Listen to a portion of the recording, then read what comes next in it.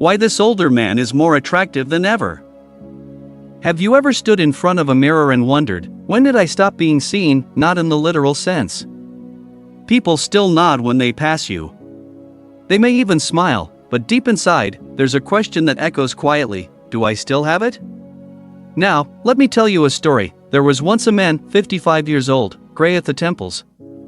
Lines around his eyes that whispered of both laughter and loss. He lived a simple life, nothing flashy, no luxury cars. No Instagram filters, just a man. Living, one morning, in the most ordinary of places, a coffee shop. He met her. She was young. Not just in age, but in energy. She asked to share his table. As the place was full, he said yes. With a nod and a warm smile, they spoke. Casually at first. Then deeply, about books. About regrets. About what silence means in a world addicted to noise. She looked at him differently, not with the gaze of someone impressed by youth or trends, but with the quiet curiosity of someone drawn in to something real. When she left, she paused and said, "You're different. There's something about you. I can't explain it." That night, he stood in front of the mirror again, same lines.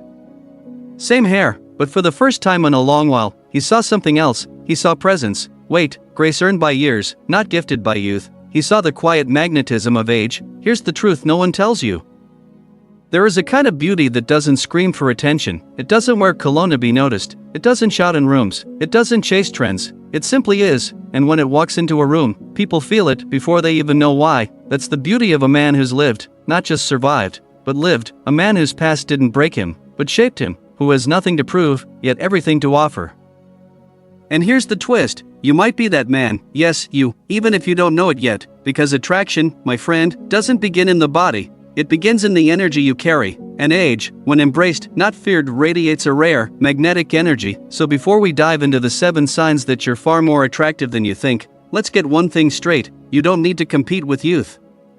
You are what youth is drawn to when it's tired of noise and hungry for depth. This series isn't about teaching you how to be attractive, it's about showing you that.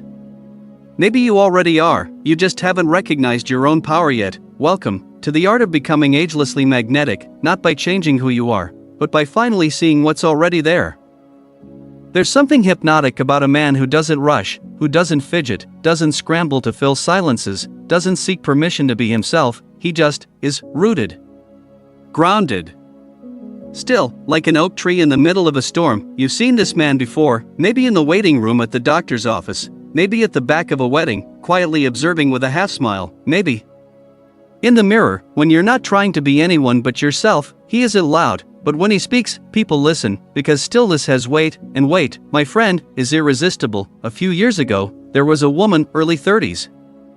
Fierce, successful, vibrant. She had dated many men. Most of them younger, smart men. Handsome men, but something always felt off. Every conversation was a sprint. Every disagreement, a war. It was noise, so much noise. Then she met Daniel, 61. Widower. He didn't try to charm her. He didn't flirt the way younger men did, eager, performative. Instead, he listened. He really listened. He waited a full 3 seconds before responding to her questions, not because he was slow, but because he was present. She said later, "It was the first time in years I felt like someone wasn't just waiting for their turn to speak." You see, calmness in a man isn't just relaxing, it's seductive. It tells the world, I've lived through chaos. I've met fear. I've shaken hands with pain, and I'm still here. So nothing scares me now, not even your truth. In a world that glorifies speed and noise, a slow breath is rebellion. A man who doesn't chase validation has already won the game. And here's the secret few understand, women notice this deeply, especially younger women. They may not say it out loud, but when a man doesn't flinch, doesn't force, doesn't fake, he becomes a mystery, and nothing pulls curiosity like a well-kept mystery. Stillness is not the absence of power, stillness is power, perfectly controlled. It's the quiet eye in the middle of a hurricane. It's the presence that doesn't demand attention, but somehow always gets it. And if you've lived long enough, if you've tasted heartbreak, failure, success, and silence, then chances are, you already have it, that stillness, that undeniable calm that makes people lean in instead of away. So the next time you walk into a room, don't compete with the noise, don't speak just to be heard. Instead, be the silence people crave without knowing it, because sometimes, the most powerful man in the room is the one who says the least, but means the most. Let me ask you something most men never ask themselves. When was the last time you truly listened, not to respond, but to understand? You see, in a world drowning in talkers, listeners have become kings, especially those who've learned the difference between hearing and holding space. There's a young woman, 29, she's been on countless dates, mostly with men her age. On paper, they were perfect, confident, successful, charismatic, but after each date, she came home feeling the same, empty, unheard, like she had just performed in a one-woman show, and no one stayed to applaud. Then she met Robert, 58. Former professor. Divorced, no kids, lived alone with 2 rescue dogs. He didn't interrupt, didn't one-up her stories, didn't steer the conversation back to himself. Instead, he leaned in, nodded slowly, and simply said, "Tell me more." Those 3 words shook her, not because they were poetic, but because they were rare. He didn't ask questions to be polite, he asked because he was curious, genuinely, deeply, unhurriedly, and for the first time, she felt seen, not just looked at as seen. Here's what most men don't realize: the most attractive thing you can offer is your attention, undivided, unfiltered, undistracted, because in that space, where ego steps aside, connection is born. And let's be honest, aging gives you an advantage here. You've learned that conversation isn't a competition, that being right isn't as important as being real. You've outgrown the need to impress. Now, you impress by simply being interested. Listening is no longer a skill, it's a superpower, and older men who've cultivated it, they're not just attractive, they're irresistible, because the modern world is full of people shouting into the void, hungry for anyone, to simply say, "I hear you. Keep going." And when a man does that, when he listens not just with his ears, but with his presence, with his stillness from chapter 2, and his wisdom from a life lived fully, he becomes unforgettable. So if you're the kind of man who pauses before speaking, who lets others finish their thoughts, who remembers the names of their dogs, or the way their voice changed when they spoke about their father, then let me tell you something: you're not just a good man. You're a rare one, a magnetic one, and in this world, rare is beautiful. Let me share a truth that's quietly understood, but rarely spoken out loud. A man with a story is a man with a soul. Not the kind of story you post on social media, not the highlight reel, but the real story, the silent chapters, the broken parts, the chapters no one clapped for. There was a man named Marcus, 63, a mechanic, didn't graduate from college, never owned a luxury car, but he carried something far more valuable. He carried his story. He could tell you what heartbreak taught him at 27. How losing his wife to cancer reshaped the way he prays, how the worst mistake he ever made taught him how to forgive himself. He didn't speak often, but when he did, every word felt like it had been carved from stone. One evening, he sat across from a woman 25 years younger. They talked for hours, not about trends, not about gossip, but about life, loss, love, loneliness, and laughter that survives even death. When she left that night, she didn't say, "He's handsome," or "He's rich." She said, "He's been somewhere." And I felt safe there.